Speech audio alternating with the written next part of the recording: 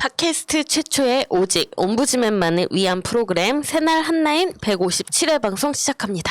안녕하세요. 저는 볼메 임지이고요. 네, 안녕하세요. 정명숙입니다. 네, 안녕하세요. 홍수미입니다. 네, 오늘 이렇게 좀 자리 배치를 달리 해봤어요. 네네. 이사 왔습니다. 이번 주만 그렇습니다. 뭔가 이렇게 화면 테스트를 하신다고 해가지고 네네. 네, 어떤 조합이 가장 예뻐 보이게 나오나 네네. 세 명이 다 여태 안 이뻤다는 얘기인가? 좀 더 예쁘게 나오게 예. 위해서 네, 네. 조정을 하고 있다고 하니까요. 네네.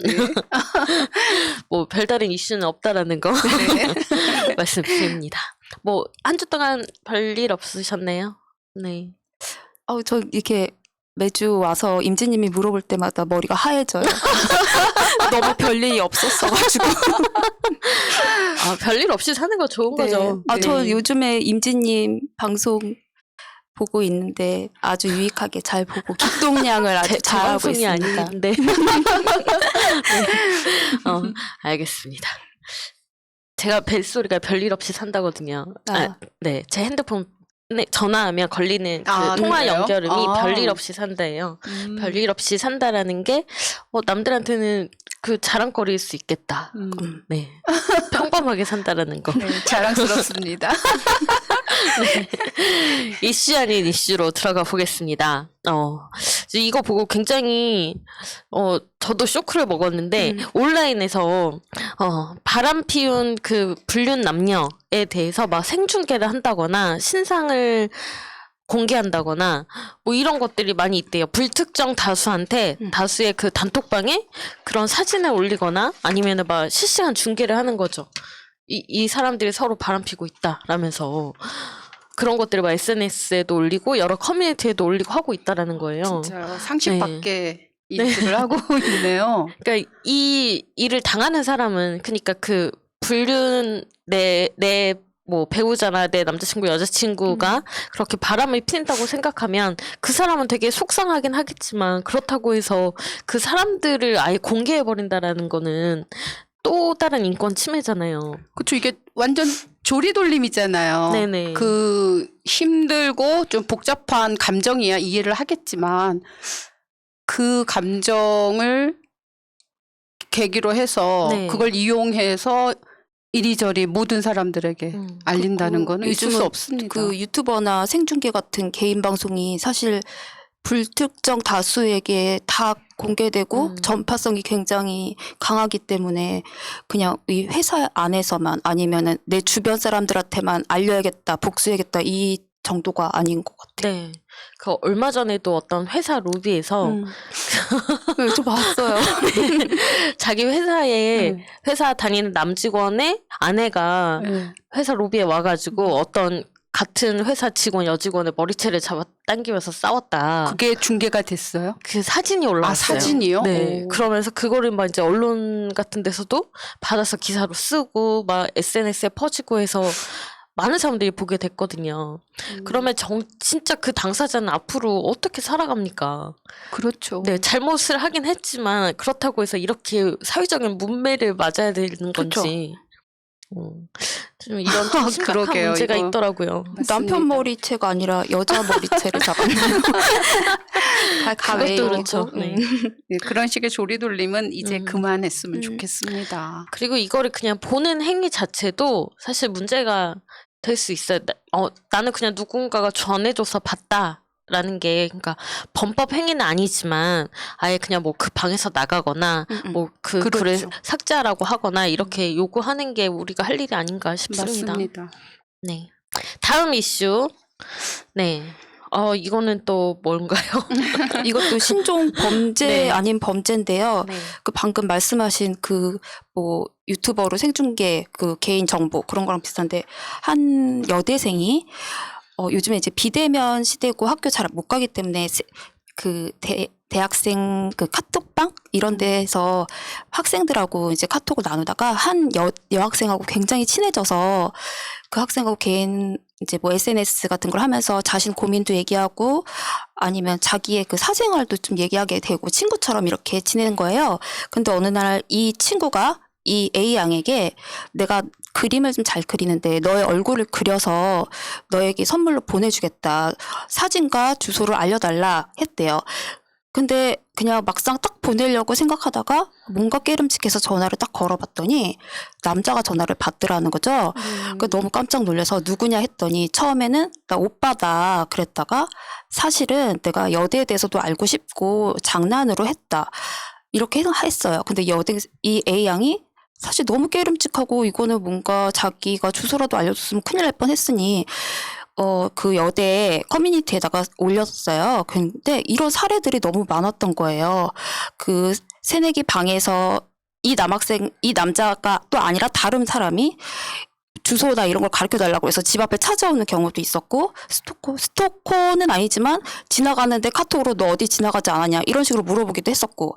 근데 이거를 경찰에 고소를 하려고 했더니 지속적으로 괴롭힘을 한 게 아니라 스토커 법으로 또 어떻게 처벌이 안 되고, 네가 만약에 주소나 사진을 줬으면 본인이 직접 어떻게 속여서 준 거기 때문에 그것도 어떤 법리에도 해당될지 모르겠다. 그리고 사실 그 사기나 이런 속임에 대한 법적 문제는 그 금전이나 이런 거에 피해가 있어야지만 고소나 이렇게 신고가 된다고 하더라고요. 근데 사실 아까 그 말씀하신 그 사생활 유출 아니면 여기서 말하는 이런 문제들도 그 SNS 상에서 친해지는 경우들이 많은, 이런 정보들을 유출하거나 그거를 악용했을 때 신종 범죄가 되는 건데 아직도 거기에 대한 어떤 법리적인 거나 사회적으로 논의가 되는 게 없어서 좀 심각하다고 생각해서 가지고 와봤고, 제가 이거를 가만히 생각을 해봤는데 처음엔 너무 당황스럽고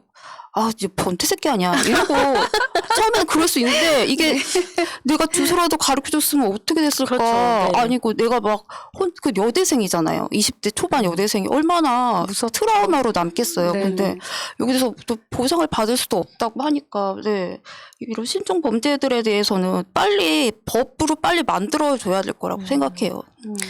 네, 아무래도 우리는 진짜 이제는 디지털 시대를 살고 있잖아요. 개인정보는 본인이 진짜 잘 간수를 하는 게 먼저인 것 같아요. 네. 뭐 비밀번호도 주기적으로 바꾸고 귀찮다고 안 바꾸지 말고, 그다음에 너무 쉬운 비밀번호 같은 거 하지 말고, 네, 진짜 이런 거 간수 잘 해야 되고, 보다 모르는 사람, 믿을 만한 사람인 것 같아서 뭔가 알려주는 행위 자체도 되게 조심해야 된다고 생각이 듭니다. 그러니까 여기 속이려고 네네. 속이려고 하면 아차하는 순간에 이렇게 자기 정보가 그렇죠. 나갈 네. 수도 있는 거 보니까. 우리가 여기저기에 정보를 많이 제공을 해놨잖아요. 네네네. 그러니까 그러한 것들이 어떻게 흘러다니는지 사실은 알 수가 없는데 이제 저런 식으로라도 또 문제가 제기가 네. 되면은 또 그에 따른 어떤 합당한 절차들이 법적으로 또 마련이 얼른 됐으면 좋겠네요. 근데 네. 이게 이런 게 심각한 범죄로도 이어질 수 있는 거라 그렇죠. 빨리 법적으로. 네, 그리고 SNS 많이 하시잖아요. 네. 근데 SNS에 무심코 올리는 내 개인 정보들이 많이 있거든요. 네. 그러니까 그 지난번에 그 범죄자 김태영 같은 경우도 네. 택배 상자에 있는 주소를 보고 사진에 찍힌 그 택배 상자 주소를 보고 그 집을 찾아간 거잖아요. 피해자의 집을. 그런 것처럼 내가 모르고 있는 사이에 노출하고 있는 내 정보들이 꽤 있어요. 뭐 집 아파트 사진이라거나 네. 뭐 이런 것들. 그러니까 이런 것들을 올릴 때 좀 조심하실 필요가 있다. 특히 아이들 사진 올릴 때 아이가 다니는 뭐 학교, 학원 뭐 이런 동선 같은 거는 진짜 안 올리시는 게 저 좋다. 정말 그 애기들 사진을 좀 안 올렸으면 좋겠어요. 애기한테 물어보지도 않은 거잖아요. 자기 얼굴이 그쵸. 이렇게 올라가는 평생 남는 건데 조심하셔야 될 것 같아요. 네. 네. 진짜 이거는 조금 너무 가볍게 생각할 네. 문제가 아니라는 거 다시 네. 한번 좀 경각심을 가졌으면 좋겠습니다. 다음 이슈는 이거 정말 중요하면서도 완전 충격을 받은 소식이었어요. 네. 저도 비닐봉지 같은 거 좀 부피 좀 줄여보려고 네. 뭐 어떨 땐 딱지를 접어서 버리기도 하고 어떨 저는 때는 거의 항상 묶어서 저도요. 근데 그렇게 되면 전혀 재활용의 여지가 네. 없다고 하니까 네. 지금까지 좀 헛일을 했던 것 같네요. 네. 그래서 그 뭐 재활용하는 그 분류장 같은 곳에 가면은 비닐봉지들을 보통 기계로 빨아들이거나 이제 또 선풍기처럼 뭐 풍력기 같은 거 써가지고 날려서 날리는 거 이제 따로 또 활용하고 하는데, 이렇게 딱지를 접거나 이렇게 접어서 던진 거는 무거우니까 그냥 오르지도 않고 기계에 빨려 들여지지도 않고 해서 결국에는 일반 쓰레기로 분류가 된다고 하더라고요. 그러니까 저처럼 아마 많은 분들이 그렇게 아마 하셨을 거예요. 비닐봉지 그 재활용 네. 같은 거 하실 때. 그러니까 앞으로는 우리가 조금 더 이제 주의해서 그렇게 딱지 적거나 뭐 묶지 않는 게 좋은데 거기서 이제 더 한 발 더 나아가서 뭐 그 비닐 안에 어떤 기름기라든가 염분 자국 같은 것도 사실 물로 좀 씻어내서 건조해가지고 이렇게 딱딱 접어서 근데 그 접는 게 아니라 이렇게 모아가지고 네네. 하면은 재활용 비율이 높아진다고는 하거든요.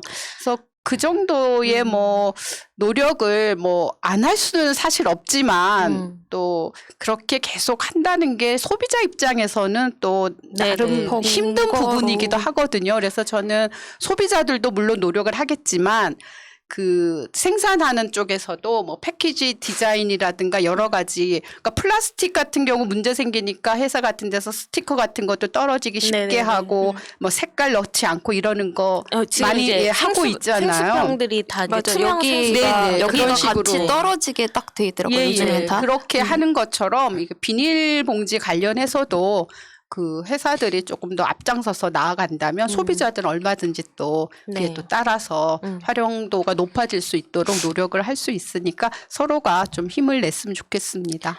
이게 근데 진짜 비닐 버리는 게 굉장히 어렵더라고요. 네. 일단은 내부가 잘 보이게끔 봉지를 평평하게 잘라야 하고 네. 내부를 깨끗하게 씻어야 되고 그렇죠. 말려서 쌓아서 버려야 되는데 이거를 아무리 의식이 있다고 해도 이걸 할 수 있겠어요? 근데 어려운 우유팩 긴 같은 하죠. 것도 그 재활용 제대로 하는 걸 보니까 네. 말씀대로 다 이렇게 딱 다 잘라서 네. 그 우유 그 잔여물 없게 물로 씻어서 네. 싹 말려야 돼요. 네. 그래서 탁탁탁탁 이렇게 예, 종이 그렇게 하기가 사실은 사실 쉽지 쉽지는 않아요. 않죠. 예. 그래서 이거는 우리가 뭐 잘 버리는 방법을 계속해서 연습하는 게 아니라 진짜 그 어떻게 포장재를 바꿀 것인지에 맞아요. 대한 그렇죠. 고민을 해야 될 것 예, 같아요. 사실은 이제 그게 네. 우선이긴 하지만 또 지금 상황에서 우리가 또 소비자들도 할 수 있는 만큼은 좀 해주는 것도 예, 아니, 바람직하긴 과자봉지에 한데 있는 그 유분을 어떻게 그러니까요. 어떻게 다 씻어서 그렇긴 버립니까? 하죠. 아니 TV보다 과자를 나도 모르게 먹고 무심코 딱지를 접고 있거든요. 그러고 버리는 거예요. 근데 네, 기름기 그러니까 말씀하신 대로 그냥 정말 이 썩어서 없어지는 그런 재질로 네네. 금액을 조금 더 물들어도 저는 저희 사람 소비자들이 그 정도는 감안할 수 있을 것 같거든요. 네네네. 자연 환경이 사실 요즘에 굉장히 중요한데 그 방법도 생각했습니다. 그러니까 진짜 그냥 그 종이 패키지 안에 비닐 없이 과자를 담는 거는 안 되는 건가 이런 고민들도 좀 해보면 좋을 것 같아요. 뭔가 뭐, 네, 고레밥, 빼빼로 막 이런 것들. 그런 상자 안에 네, 또 상자 들어있고. 안에 또 비닐이 들어있잖아요. 네. 맞아요. 아니 이거를 제대로 버리는 방법을 봤는데 못 하겠는 거예요. 저는 과자 안 사 먹어야지. 그냥. 차라리 안 사 먹고 말지. 네. 이제 그렇게 되면은 이제 회사 측에서는 열심히 이제 연구를 하겠죠. 네네. 이거는 너무 소비자들이 알아서 이렇게 버려주세요 하는 거는 이것도 조금 무책임한 것 네, 같고. 그렇긴 하죠. 네. 좀 제대로 한번 우리가 생수병 투명하게 만들었듯이 맞습니다. 한번 고민해봐야 되는 문제 같습니다. 네네. 네네. 네, 이슈 아닌 이슈였고요. 이메일 가겠습니다. 작은 생각님입니다. 대한민국의 정치 생태계가 요동을 치고 있습니다. 국진당의 새 당대표의 이준석이라는 30대의 젊은 정치인이 당선됐습니다. 그런데 무슨 병역이 어떻고 부정하게 지원을 받았다느니 하면서 말들이 많습니다. 또 유력 대선 주자인 윤석열은 엑스파일이 있다며 시끄럽습니다. 이렇게 보면 다음 대선은 민주당이 아무 걱정 없이 이길 것으로 생각할 수도 있습니다. 그런데 민주당의 대선 예비 후보라는 분들이 이준석이 당선되고 난 후 하루 이틀 간격으로 춤을 추기도 하고 무슨 힙합을 한다고 하기도 하고 진짜 별 생쇼를 하고 있습니다. 참 한심하기도 하고 우습기도 하고 쪽팔리기도 합니다. 대통령이 되겠다는 사람들이 한다는 짓이 겨우 그겁니까? 국민들이 당신들의 모습을 보고 잘한다고 박수 보내겠습니까? 거기다 무슨 경선을 연기해야 한다고 연판장을 돌렸답니다. 경선을 연기해야 하는 이유라는 것들은 하나같이 허술하고 급조된 티가 역력한 변명으로 들립니다. 그분들의 속마음은 아마도 이재명이라는 여권의 유력 주자를 어떻게 하던 끌어내려야겠다는 것으로 보입니다. 왜 이재명을 끌어내려야 한다고 생각을 할까요? 제 생각으로는 아마도 이재명이 대통령이 되면 더 이상 자신들의 기득권을 보장받을 수 없다고 판단했기 때문이 아닐까요? 김대중, 노무현, 문재인, 지난 역사와 현재의 시간 속에서 민주진보 진영의 세 분 대통령을 생각해보면 제 생각에 세 분의 공통점은 혁신적이라는 점입니다. 경제, 외교, 정치, 국방 등 모든 분야에서 세 분 대통령은 안정을 추구하면서도 굉장히 혁신적인 정책들을 펼쳐나가신 분들이라고 생각합니다. 그리고 이재명은 이분들보다 더 개혁적이라고 생각됩니다. 어떻게 보면 기존의 질서를 다 갈아엎을 정도로 개혁적이라고 볼 수 있습니다. 그리고 이런 이재명이 대통령이 되면 아마도 그동안 지속되어 왔던 계파 정치는 몰락을 맞지 않을까 생각합니다. 또 이분들은 당장 내년의 대선보다는 자신과 측근들의 국회의원 배지가 더 중요한 게 아닐까 하는 정말 말도 안 되는 생각이 듭니다. 제발 이런 제 생각이 정말 정치를 모르는 사람의 터무니없는 생각이었으면 좋겠습니다. 문재인 대통령이 G7 참석을 마치고 귀국했습니다. 그곳에서 얼마만한 성과를 거두셨는지 구체적인 것은 알지 못하지만 우리나라의 위상을 전 세계에 알리고 그만큼의 대우를 받으셨다는 것은 알 수 있었습니다. 임기가 1년도 남지 않은 시점에 대통령 지지율이 40%를 넘는다는 것만 봐도 우리가 대통령 한 분만은 정말 멋지고 훌륭한 분으로 두고 있구나 하는 생각을 새삼 하게 됩니다. 그런데 민주당은 뭘 하고 있습니까? 대통령한테 기대고 몇몇 의원들의 의지에서 겨우 연명하고 있는 식물정당입니까? 지난 총선 이후 1년하고 2개월이 지난 시점에 민주당이 한 일이 무엇인지 한번 돌아보시기 바랍니다. 조국 장관을 두고 사과한 거 말고 한 일이 뭐가 있습니까? 조국이 민주당의 액바지입니까? 힙합 모자 쓰고 롤린 춤이나 추면 모든 게 해결됩니까? 경선 연기나 주장하면서 연판장은 돌릴 줄 알면서 국민을 위한 게 뭔지는 생각할 줄 모릅니까? 대선이 1년도 안 남았습니다. 이제부터는 대선 후보를 중심으로 후보의 정책을 가다듬고 거기에 맞는 준비를 해야 할 시기입니다. 당 대표가 무슨 의원이 자기 계파를 위해서 자신의 기득권을 위해서 목소리를 내야 할 때가 아니라는 얘기입니다. 국민들이 모를 거라고 생각하지 마십시오. 집토끼라고 다 민주당을 지지할 거라고 생각하지 마십시오. 목숨을 걸고 민주화를 위해 헌신하신 김대중 대통령, 바보라는 말을 들어가면서도 꿋꿋하게 자신의 길을 걸었던 노무현, 이 두 분의 정치 철학을 다시 한번 돌아보시고 무엇이 국민을 위하고 나라를 위하고 자신을 위한 길인지 돌아보시기 바랍니다.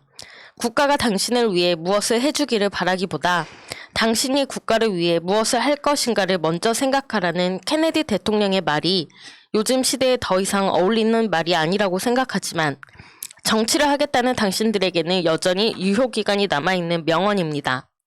당신이 대한민국에서 자칭 보수라고 주장하는 적폐 꼴통의 길을 선택하지 않고 민주당에 당적을 둔 정치인이라면 민주진보를 가장한 수구 꼴통이 아니라면 말입니다. 네, 좋은 글 또 보내주셨고요. 작은 생각님의 이메일을 많은 분들이 공감을 해주시더라고요. 네. 네, 댓글들을 보면. 네. 올려달라고 하시는 분들도 계셨어요. 저번 주에. 네네. 그 있었죠. 편지 원문을요? 네. 너무 어. 좋다고. 네, 제가 댓글 달아야지 해놓고 깜빡했네요. 아, 그 시 얼른 쓰신 거. 네. 보아라. 뭐, 보아라. 예. 그 네, 부분. 그거 네네. 올려달라고 하셨었는데. 그 글이 되게 많았어요. 너무 좋다고. 네네, 맞아요. 작은 생각님 매일 계속 보내주셔야 됩니다. 네. 랜선 패널이 되시는 건가요? 이렇게 지적하셨듯이 지금 젊은 층을 잡겠다, 청년을 잡겠다라고 하면서 많은 시도들을 하고 있는데, 진짜 너무 이런 거 안 했으면 좋겠어요. 꼴보기 싫어 죽겠어요, 정말. 아니, 뭐 젊은 옷 입는다고 내가 20대, 30대랑 같은 옷을 입는다고 대화가 되는 게 아니잖아요. 예전에 한나라당인가 거기서 젊어 보이겠다고 다들 청바지에 운동화 신고 그 총선 때인가 그때 막 그랬던 게 생각나는데 그 당 보면서 아유 쟤네 저러니까 안 되지 너무 꼴보기 싫다 그랬는데 지금 저희 대선 주자들 몇몇이 막 그러고 있는 걸 보고 너무 제가 막 손발이 오그라들고 너무 부끄럽더라고요. 할 일이 되게 많을 텐데 진짜 어떻게 그렇게 구시대적인 생각을 하는지 진짜 맞아요. 2030을 너무 모르는 거죠. 그 배우 윤여정 씨를 보면 네. 많은 젊은 세대들도 열광을 하잖아요. 그 이유가 뭐 젊은 옷을 입고 다녀서가 아니잖아요. 그냥 그 나이 듦을 본인이 인정하고 그다음 본인이 지금 나이가 들어서 잘 모른다라는 걸 인정하고 그래서 젊은 사람들 이야기를 들어야 된다. 네. 내 편견을 깨야 된다. 이런 식으로 발언을 하니까 많은 분들이 열광하고 응원했던 것 같은데 그런 자세를 배워야 네. 되지 않을까 싶습니다. 윤여정 선생님 얘기 나오니까 제가 예전에 그 선생님 1화 잠깐 들은 것 같은데 아주 젊은 배우가 윤여정 선생님이 그때 뭐 흡연을 하셨나 그랬는데 선생님 나와서 저도 담배 필 데가 없어서 저도 여기서 해도 되나요? 그러니까 윤여정 선생님이 그 젊은 배우한테 네가 나랑 같이 피워주면 내가 얼마나 기쁘겠니 이렇게 얘기를 했다고 해요. 그러니까 그런 마인드가 있어야 된다고 생각하거든요. 같이 막 춤추고 그런다고 2030들이 좋아하지 않습니다. 맞아요. 배나 좀 빼십시오.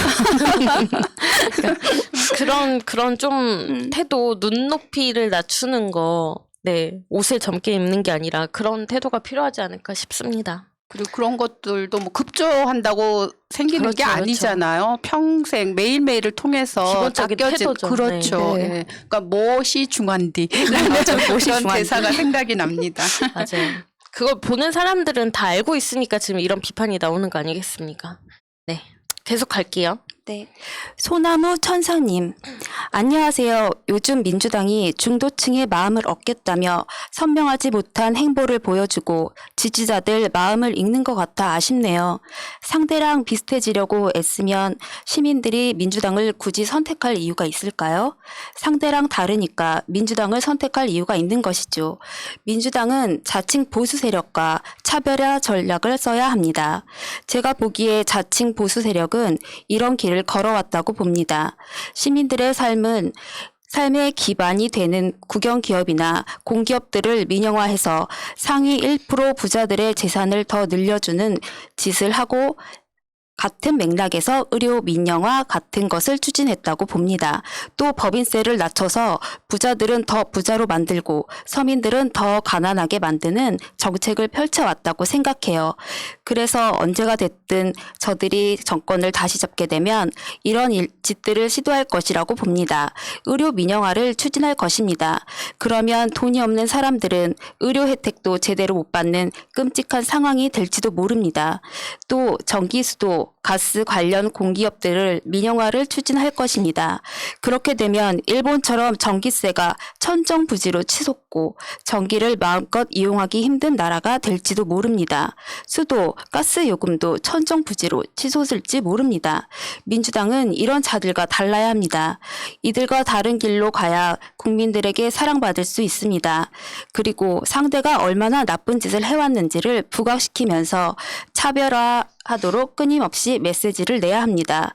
민주당이 다시 정권을 창출했을 때 자칭 보수 세력을 만들었던 나라와 얼마나 다른 세상이 열릴지 국민들에게 끊임없이 느끼도록 해줘야 합니다. 그런데도 민주당이 경선 연기 같은 문제에 소모적으로 에너지를 쏟는 것이 참 안타깝네요. 이제는 그런 것에 에너지를 쏟는 대신 원칙을 존중하는 모습으로 빠르게 대선 준비에 돌입해서 자칭 보수 세력과 민주당이 얼마나 다른 사람인지를 말할 때입니다. 민주당은 국진당과 달라야 삽니다. 네, 맞는 말씀이고요. 경선 관련해서 사실 댓글도 많이 달렸는데, 네, 이제 경선은 예정대로 하기로 했습니다. 경선 연기 없이. 네.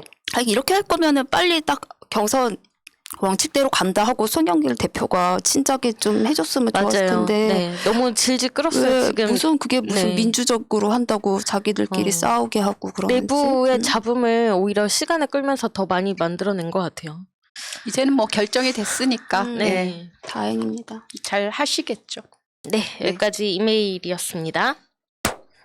댓글 읽어보겠습니다. 네, 임영신님.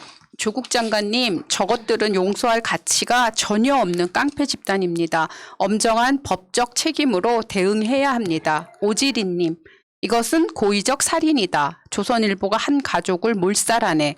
과거 인민재판식으로 짓밟아 놓고도 부족했냐? 국민들의 피가 이렇게 거꾸로 솟는데 조선 너희들은 어디까지 가려는가? 김진님, 욕 좀 더 해주세요. 가슴이 아프고 쓰라려요. 저것들은 자식들이 없나요? 자기 자식들을 생각하면 어떻게 저런 패륜적인 짓들을 대신 욕해 주셔서 체한 게 좀 풀린 듯해요. 감사하고 또 감사하네요. 한블리님, 조국 장관님 가족분들 응원합니다. 조선일보 폐간과 이순규 기자를 처벌해달라는 청원이 올라와 있으니 동참해주세요. 그리고 문중용님 작품 정말 멋져요. 항상 응원합니다. 럭키가이님, 먹고 살기 위해서 어쩔 수 없다. 이따위로 얘기하는 기레기들이 있죠. 그럼 직업을 바꿔야죠. 내 주둥이에 밥 드리려고 다른 사람들을 죽입니까? 언론은 권력기관입니다. 최소한 대한민국에서는 이것을 부정하는 사람이 있을까요? 내 기사 하나가 수백, 수천, 수만 명의 인생을 좌지우지합니다. 먹고 살기 위해서 무고한 사람들, 멀쩡한 나라 망치지 말고 다른 일들 하세요. 배윤옥님, 국회는 뭐하나요?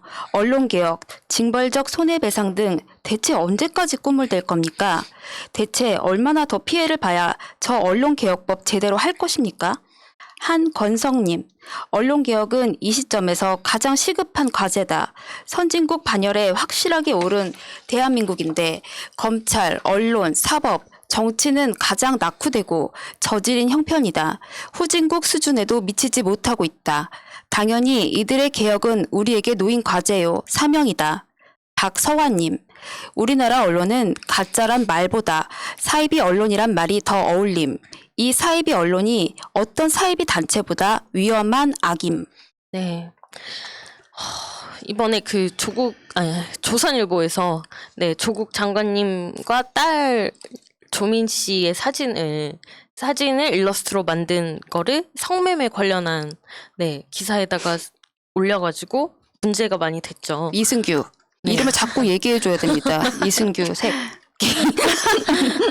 그래서 정말 많은 분들이 분노하셨고 이게 또 그 조선일보 인터넷 LA 예. 네, 여기에도 올려져 있어서 이제 미국 법에 적용을 받을 수 있다고 해요. 그래서 이제 법리적인 거를 검토하고 네. 계시다고 하는데 미국은 이제 징벌적 손해배상제가 우리보다 훨씬 무겁게 되어 있잖아요. 엄청나죠, 진짜. 네. 그렇기 때문에 꼭 진짜 소송을 하셔가지고 꼭 승소하셨으면 좋겠습니다. 이거는 이길 수밖에 없는 사안이기 때문에. 그래도 미국의 되게 권위적인 한국인 변호사가 네. 말씀하신 대로 1억 달러 충분히 할 수 있다. 그럼 1,200억 거의 정도? 1,000억? 네, 네네, 그 정도 1,000억 이상. 되잖아요. 그래서 그 미국에서는 이런 걸로 해서 합의를 보더라도 거의 반, 500억 정도는 받을 수 있으니까 하겠다고. 근데 조국 장관님이 굉장히 그 우리나라 형사법의 1인자시고 네네. 미국 버클리 대학에서도 박사학위까지 따신 분인데 이런 거 너무 잘 하실 것 같고 응원을 많이 해야 될 것 같습니다. 그 미국 법을 많이 아시는 분들이 다 가능하다라는 의견을 내고 계시더라고요. 그렇기 때문에 또 근데 네. 소송 비용이 좀 많이 들 거라고 해요. 그래서 조국의 소송 시간. 비용, 네, 소송 비용을 모금하자 이런 의견들도 있던데 충분히 뭐 진행을 하신다고 하면 또 많은 분들이 모금에 동참하지 않을까 싶습니다. 이거는 단순히 그냥 한 개인의 문제가 아니라 언론 개혁을 할 수 있는 네, 그렇죠. 그 서로의 일이기 때문에 네. 기회일 수 있는 네. 거죠. 너무 짜증이 나는 게, 어떻게 그렇게 뻔뻔하게 변명을 하는지, 그리고 또 그 1억 불 얘기가 나오니까, 또 약간 또 스탠스가 바뀌어가지고 사과를 더 하는 듯한, 또 무릎 꿇는 듯한 네. 그런 걸 하는데, 절대 통하지 않고, 모금도 모금이지만, 우선 조국의 시간을 저희가 정말 많이 사야 된다고 생각해요. 네, 지금 40만 부 팔렸다고 네. 하죠. 네. 이번 열받아요. 건을 기회로 해서 또 조국 장관님께서 미국에서도 소송을 한번 아까 네. 말씀하신 것처럼 진짜 시작을 한번 해보셨으면 좋겠고 국내에서는 해봤자 어떤 결과가 나올 것인지 우리가 해봐야 뭐 아직 몇백만 원. 예상은 또 할 수가 네. 있잖아요, 사실. 아직 입법화가 된 게 아니라서 징벌적 손해배상제가 그 민사로 네. 기자를 걸어도 아무리 많이 해봐야 뭐 500만 원 그러니까요. 정도밖에 안 된다고 네. 하더라고요. 근데 어쨌든 미국 법에 적용을 받으면 네. 한국 기업이 그 네, 책임을 질 수밖에 없는 구조라서 네. 어쩔 수가 없습니다. 근데 이 네. 조선일보는 정말 비리가 너무 많아요. 그쵸? 그렇죠. 이 조선의열단, 21세기 조선의열단하고 개국본, 뭐 서울의 소리 등등에서 그 종로에 있는 조선일보 앞에서 그 조선일보 뭉치하고 계란판을 갖고 가서 밟고 찍는 퍼포먼스를 1시간 동안 했거든요. 오늘이요? 예, 근데 1시간 동안 했는데 그 조선일보 새 거를 20kg를 사오셨어요. 그거를 얼마에 파는 줄 아십니까? 5,000원? 네. 새 거를 20kg면 거를. 굉장한 양이거든요. 그거 보조금 들어가는 그거잖아요. 그걸 그거를 그냥 그 버리는 폐지로, 거네요. 그러니까 폐지값으로 팔고 있는 거예요. 그거를 세금을 그냥 예, 버리는 뭐 거네요. 계란판도 만든다고 하지만 그거를 또 음. 폐지 쓰실 분들한테 5,000원에 판다고 하니 정말 이거 비리도 많고. 지금 저번에 또 어떤 단체는 그 조선일보 앞에서 그 조선일보를 불태우는 퍼포먼스도 했다고 하더라고요. 근데 저희는 계란판 밟고 또 집에 있는 강아지들을 다 데리고 와서 똥을 싸게 하는 오늘 약간 그런 퍼포먼스를 약간 했습니다. 그러셨군요. 이게 이쪽 조선일보가 100년이 된 언론사잖아요. 그런데 그런데 그 100년 동안 못하고 있던 일을 또 조국 장관님 덕에 네. 하게 됐어요. 언론 네. 개혁을. 안타까워요. 그런데 이제 그분들의 네. 희생이 네. 너무나 그렇죠. 고통스럽죠. 그래서 그래서 그 저희가- 짐을 우리가 같이 짊어져야 합니다. 그렇죠. 네. 우리가 함께 해야죠. 네. 우리가 조국이다. 그리고 저는 자식도 없지만 그 조민씨 일러스트를 보고 제가 진짜 완전히 그리고 그게 하루 종일 각 언론사에서 계속 나오잖아요. 그것도 제 2차 가해인 거거든요. 진짜 조선일보 진짜 일배 양성소도 아니고 이번 참에 탈탈 털어가지고 진짜 거짓고루에서 쫓겨나야 된다고 생각해요. 네. 이승규 네, 욕을 해야 저는 되니까. 기자 이름을 계속 얘기하는 건 안 좋은 것 같아요. 왜냐하면 정말요? 이거는 한 개인의 문제가 아닌데 조선일보에서도 약간 꼬리 자르기 식으로 기자한테 네. 책임을 많이 떠넘기려고 하는데 근데 이- 한 개인의 문제가 아니라 조선일보 전체의 문제잖아요. 그렇죠. 근데 네. 이승규 이 사람이 저번에 또 문재인 맞아요, 대통령님, 맞아요. 네, 네. 이 사람 좀 전과가 많아요. 근데 그 개인들도 사실 자신을 조직하고 동일시하기 때문에 네. 거기에서 그냥 아무런 양심의 가책도 없이 그런 일들을 하잖아요. 그렇죠. 그 이름을 네. 불러서 욕을 하고 저희들이 막 이러면 그것도 별로 양심에 찔리지 않을까요? 그러니까 그런 짓을 했겠죠. 그렇죠. 그러라고 그러는 건데 미안하다 승규야. 미안할 건 없고. 정말 조국의 시간 많이 사주시고 저번에 제가 말했던 것처럼 한 권은 소장용, 한 권은 내가 읽는 용, 몇 권들은 선물용 이렇게 좀 샀으면 좋겠습니다. 네네. 네, 다음 댓글 읽을게요. 네, 동시대인님입니다. 추미애 좋지. 강단 있고 민주적 기본 질서를 지키겠다는 의지도 있는 것 같고 김대중, 노무현, 문재인으로 이어지는 민주당의 전통을 지키며 갈 것 같고 혹시 이재명 후보가 야당 공격으로 무너지더라도 추미애가 진보의 주자로 딱인 듯 민주당 정신 좀 차리길. 55K님, 추미애님 대단한 분입니다. 정권 창출 2번 했고요. 구데타 모의 발언 아무도 못할 때 촛불 시민 향한 황교안과 구데타 모의까지 거론하며 막았죠. 검찰 개혁에서 흔들림 없이 밀고 나가신 분. 그래서 검찰이 지멋대로 칼질 못했잖아요. 대신 추 장관님은 상처 투혼하셨죠. 전 이런 분이 정치해야 한다고 생각합니다. 김종원님, 대환영. 우리의 추미애 장관님 정말 존경하고 정말 사랑합니다. 추미애 파이팅. 이재명 지사님과 멋진 경선 부탁합니다.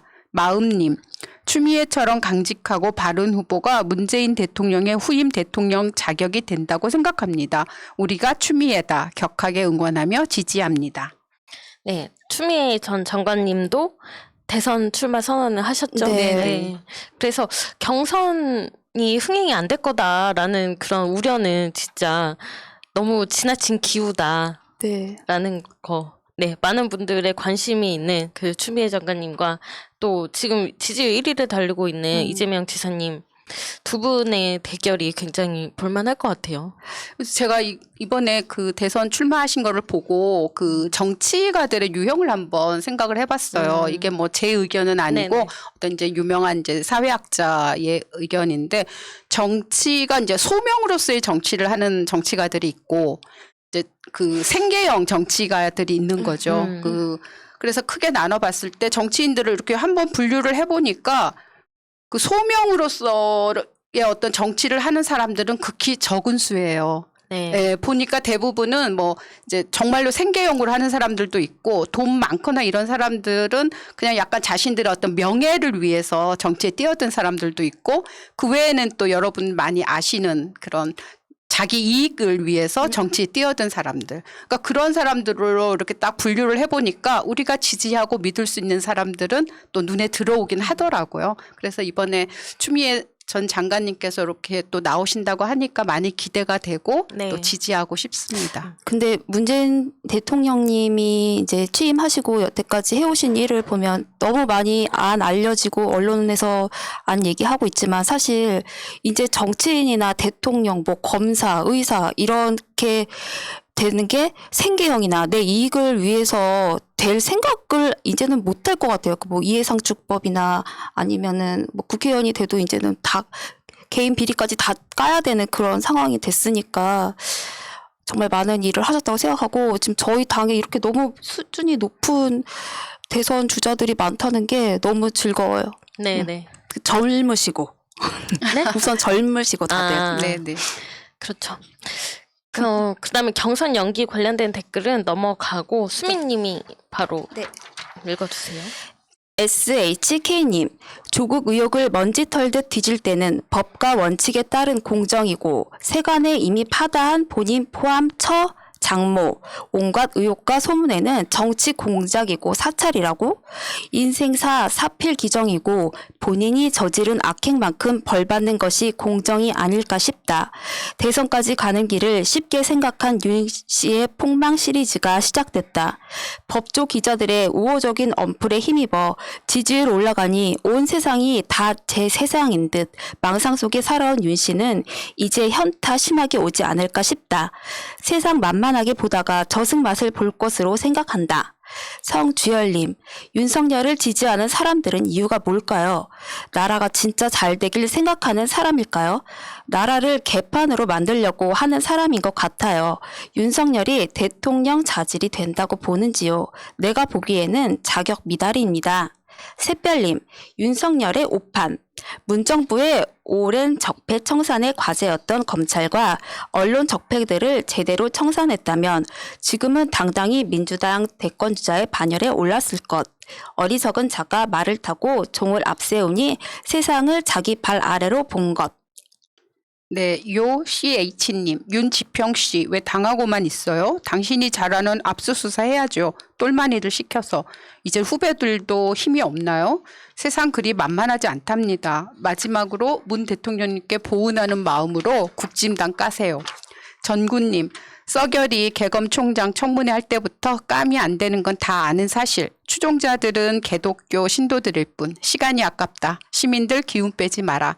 이영성님, 야당 또는 검찰발이겠죠. 청문회 때도 장제원 등 국짐 의원들은 그 많은 정보를 어디서 얻었을까요? 이명박근혜에 대한 보복성 뒷조사가 있었을 것으로 소설을 써봅니다. 네, 윤지평선 씨죠. 윤지평 씨가 아니라. 윤지평선. 네. 엑스파일 관련해서 진짜 한 주 동안 많이 시끄러웠는데, 네. 뭐, 어디에서 작성을 했냐, 안 했느냐, 뭐 이런 게 중요한 게 아니라 진짜 그 수많은 의혹들을 가지고 있는 사람이고, 아직 해소된 게 하나도 없다라는 게 중요한 것 같습니다. 대선 후보인데, 대통령을 하겠다라는 사람이 본인과 관련된 의혹에 대해서 하나도 밝히지 않겠다라고 하면은 그게 어떻게 대통령 자격이 있는 것인지 묻고 싶고요. 아마 대선에 제대로 그 출발선에도 서지 못할 것 같다라는 생각이 들어요.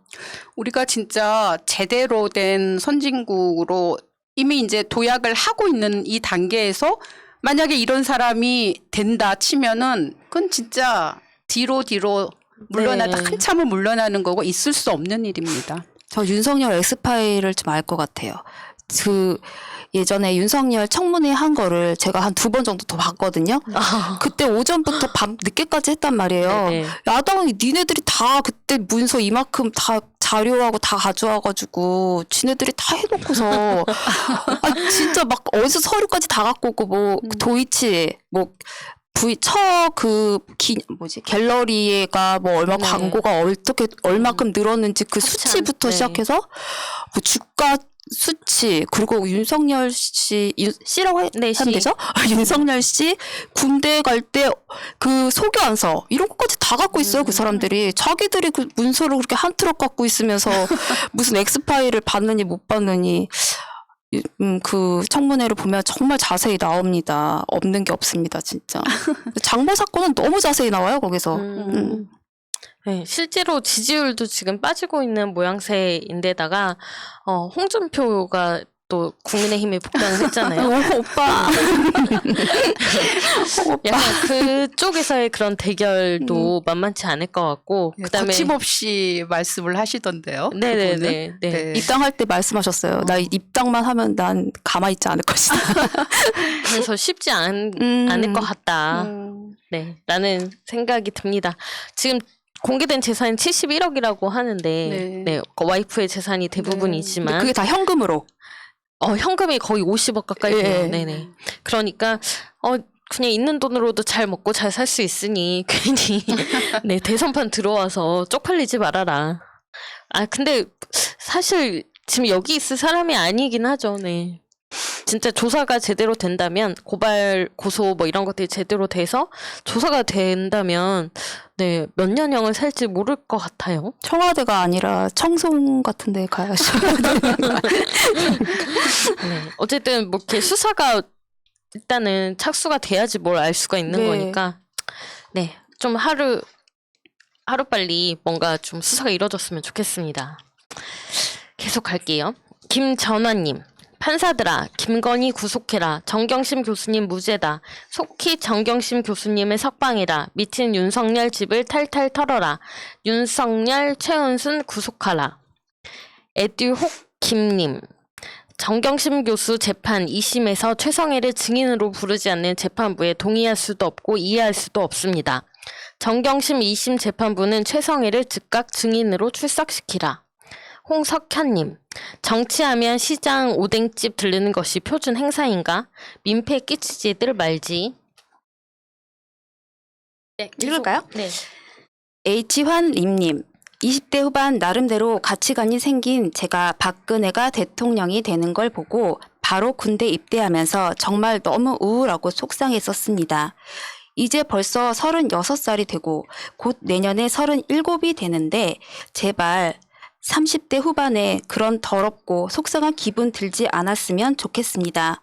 제발 이렇게 훌륭한 대한민국, 높아진 국격 계속 느낄 수 있게 해주세요. 이재명, 추미애, 최문순, 정세균 모두 우리에겐 너무 소중하고 훌륭한 자산입니다. 저 네 분이 대통령 후보 결선 토론하는 거 너무 보고 싶네요. 더 나아질 대한민국을 위해 아자. 잠깐만요. 윤오애주님, 힘이 없어서 아무 일도 못했던 건 다 잊었죠? 저들이 저렇게 악착같이 문재인 정부를 쓰러뜨리려고 하는 이유는 뭘까요? 정권 교체된다면 다들 어떻게 될런지 뻔한데 당하고 나서야 후회할 겁니까? 그렇게 된다면 후회할 여력도 안 남아 있을 겁니다. 부디. 네, 권미경님, 내 나이 70대 후반이지만 살다 이런 꼴은 처음 봤습니다. 대구 매일신문에서 지난 토요일에 1면에서 4면까지 이준석 기사이고 사진은 1면에 이준석 대형 사진입니다. 또 3면에 대형 사진이었는데 규격이 얼마인가 체크해 봤더니 어마어마한 야당 대표 사진. 그날 대통령 기사는 2면 제일 하단 구석의 토막. 거기다 사진 규격 또한 이준석 사진의 10분의 1도 안 되는 사진. G7에 참석한 대통령의 뉴스는 전혀 없더니 이런 언론이 어디 있나. 내가 1면에서 4면까지 보고 기절할 뻔했어요. 이 방송 응원합니다. 정말 눈물 납니다. 김별정님, 언론이 부정을 저지른 준석이를 기사화하지 않고 있다. 아니 준석이를 치켜 세워주기 바쁘다. 민주당에서 총공격하여 공정의 아이콘 청년이 아닌 부정과 불공정으로 둘러싸인 국진당 대표임을 밝혀야 한다. 네, 이렇게 이준석을 사랑하는 대구 매일신문인데, 왜 이준석의 그런 병역 특혜 의혹에 대해서는, 병역 특혜에 관해서는 기사를 안 쓰는지 모르겠습니다. 여기저기서 기사가 안 나와요. 그렇게 네. 따릉이는 기사를 그렇게 써대더니 사진도 막 대문짝만하게 싣고 하더니 제주도 사진도 그렇게 네. 나오고. 그 이력서 사진만 해도 너무 웃기지 않습니까? 왜 거기에 대해서 패러디인 줄 알았어요. 진짜 그게 이력서 사진인 줄은 본인이 며칠 전에 공개한 알았어요. 이력서 사진이에요. 네. 네. 왜 거기에 대해서는 아무 언론도 기사를 쓰지 않는지 이해할 수가 없어요. 저는 그리고 산업체 들어간 것도 사실 굉장한 힘든 일인데 그것도 굉장한 특혜라고 생각이 들거든요. 그렇죠. 네. 그냥 평범한 누군가가 그냥 이력서 안- 사진을 그렇게 네. 올렸다면 당연히 탈락하지 않겠어요? 그 개그맨 시험 보는 줄 알았습니다. 참. 저도 뭐 이렇게 지원서도 받아보고 면접도 해보고 네. 이런 거를 경험해 네, 본 네. 적이 있는데 그런 이력서 사진을 진짜 한 번도 본 적이 없어요. 네. 참. 네, 말도 안 되는 그냥 일이었죠. 아무렇게나 내도 당연히 나는 붙으니까 다 얘기가 돼 있으니까 이런 거 아닐까 하는 제 합리적 내피셜. 의심을 예, 예. 할 수밖에 없죠. 예. 네. 네. 그다음에 넘어가서 칼리스님 댓글 소개하겠습니다. 칼리스님, 야수님, 내가 하고 싶은 말 해줘서 고마워요. 속이 다 시원하네. 지금 민주당에는 생계형 의원들이 너무 많다. 경제적으로 어렵게 의원 배지 달고 보니 너무 꿀맛이라 다시 배지 뺏기는 것이 무서워 조중동의 몸살이고 지금부터 썩은 동아줄이라도 잡고 보자는 식의 의원들이 너무 많다. 그리고 자연스럽게 지도부와 주종 관계를 맺은 젊은 비례대표들을 보면 그놈의 몰빵론이 다시 한번 개탄스러울 뿐이다. 허거찬님, 분노는 하루 눈을 멀게 하고 슬픔은 이틀 눈물을 흘리며 고통은 사흘 육신을 아프게 하지만 망각은 우리의 가슴팍을 도려내게 된다. 잊지 마라. 그 힘들고도 아름다웠던 시간들을. 네, KK킴님. 노동자가 착취당하고도 가만히 주저앉는다면 조선시대 백정이나 같아요. 결코 나아지지 않습니다. 고착화되는 겁니다. 혁명적으로 저항해야 고쳐집니다. 천만 부르주아의 전형적인 모델 경제 시스템이 한국입니다. 착취형 경제의 전형이죠. 2021년은 국가를 위하여 희생하라의 시대가 아닙니다. 그거는 북한 체제입니다. 각자 도생 부르주아 아래서 국가가 어딨어요? 누가 국가를 위해 희생하던가요? 노른자 위층들이 개그죠. 전쟁 나서 위험해지면 다 도망갈 애들입니다. 서민들만 죽어나가는 거죠. 이민하님, 번듯한 집 한 채 없는 분들이 저당을 지지하는 게 불가사의한 일. 박민님, 민주당 국회의원들에게 한마디 하겠습니다. 당신들이 잘해서 훌륭해서 표를 준 거 아닙니다. 문재인 정부의 성공을 위해서 대한민국의 정상화를 위해서 국힘당에 권력을 줄 수 없어서 이를 악물고 당신들한테 투표한 겁니다. 댓글 정직원님, 카드 쓰면 캐시백 해준다고? 이번 코로나 사태로 소상공인들 카드 묶인 사람들이 얼마나 늘었는데 곧 죽을 사람들 살릴 생각은 않고 살아있는 사람만 배불리겠다고? 제발 현실을 잘 살피고 정치란 걸 좀 해라.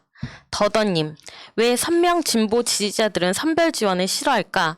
단순히 경제 효과 때문이 아님. 선별 지원에는 잘 사는 사람과 못 사는 사람을 편가르기 하고 차별하려는 의식이 깃들어 있기 때문. 차별을 지향하는, 불평등을 지향하는 사람들이 선별 지원에 고집하는 경향이 있다는 것. 그래서 민주 진보 지지자들 중에 선명한 사람들은 선별 지원을 싫어하는 것. 네. 재난지원금이 전국민 재난지원금이 안 될 가능성이 지금 높아 보여요. 그렇죠. 네. 일단은 거의 90%?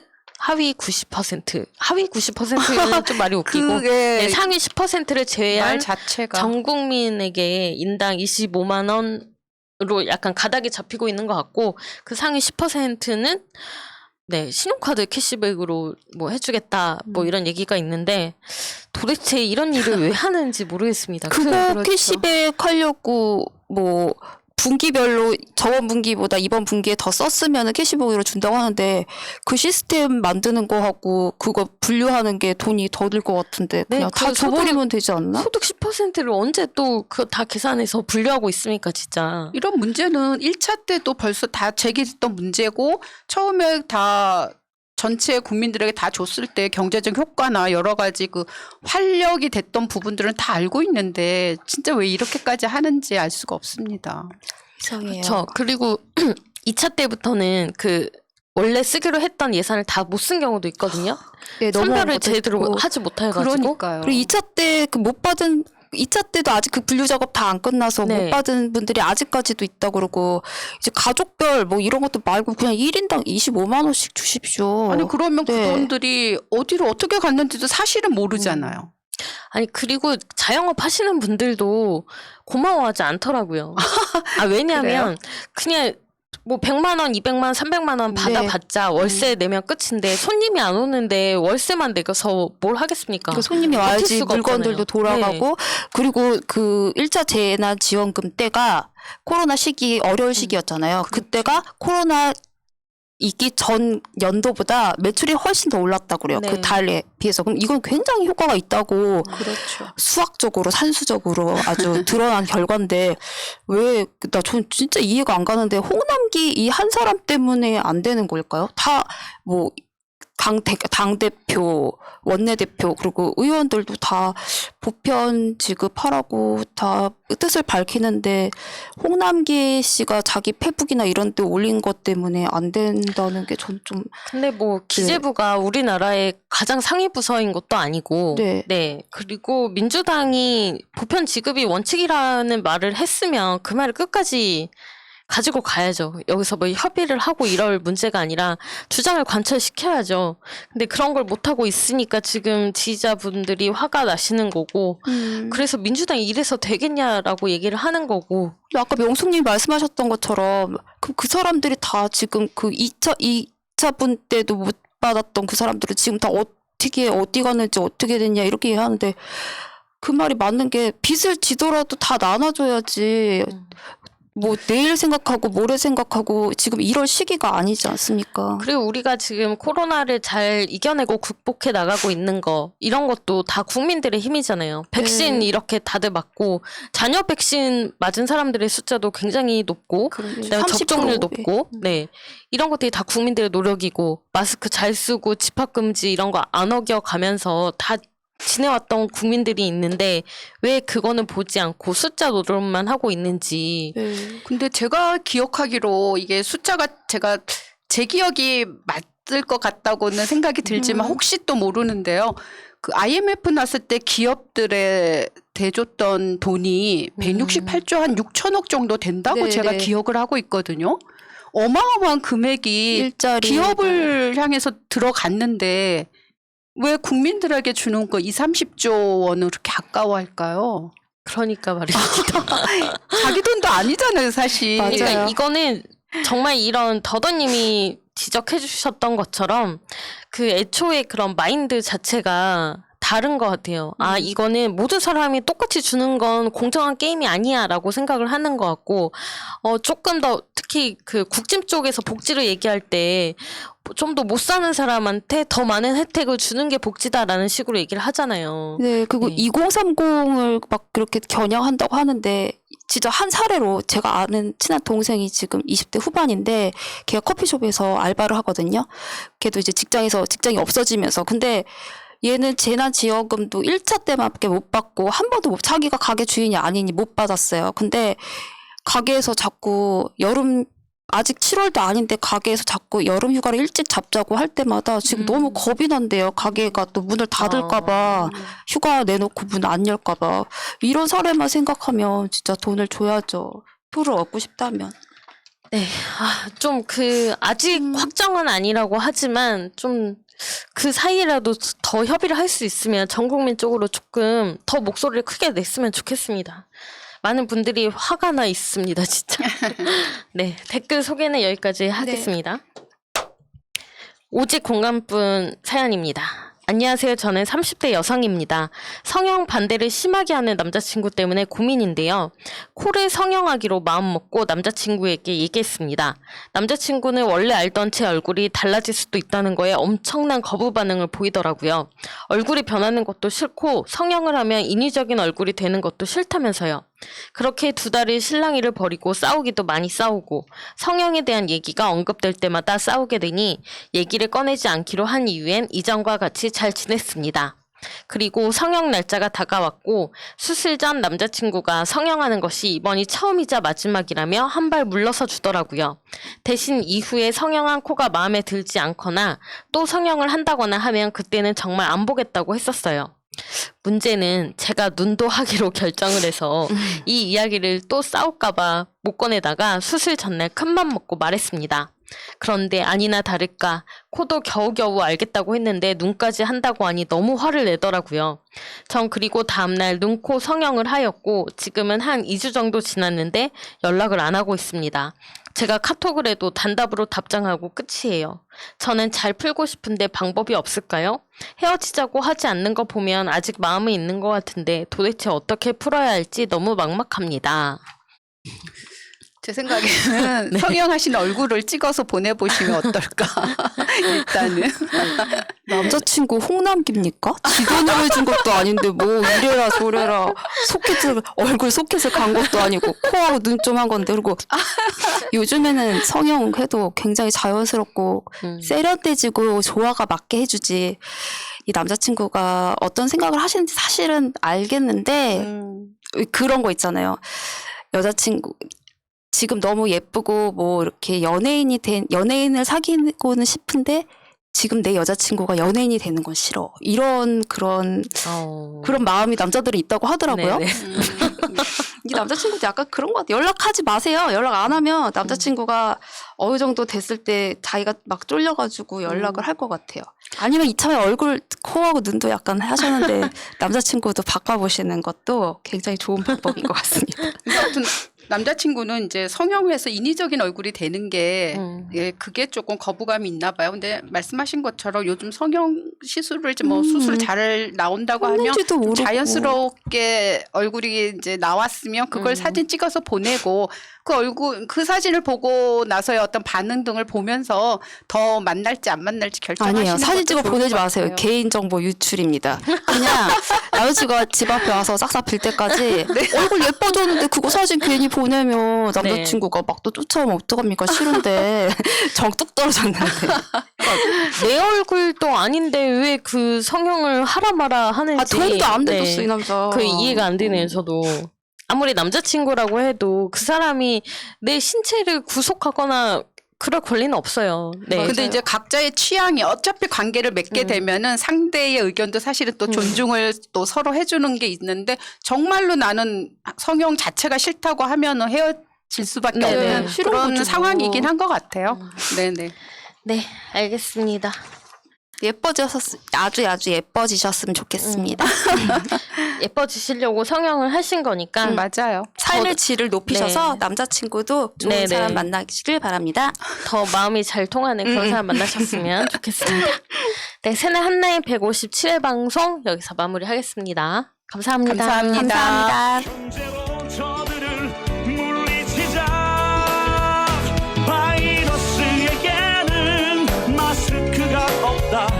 어서 가자 바이러스보다 먼저. 그러니 내일보다 먼저 가자. 우리들의 희망을 형제이게 하자. 설령 그것이 내일이라 해도 현재로 저들을 물리치자.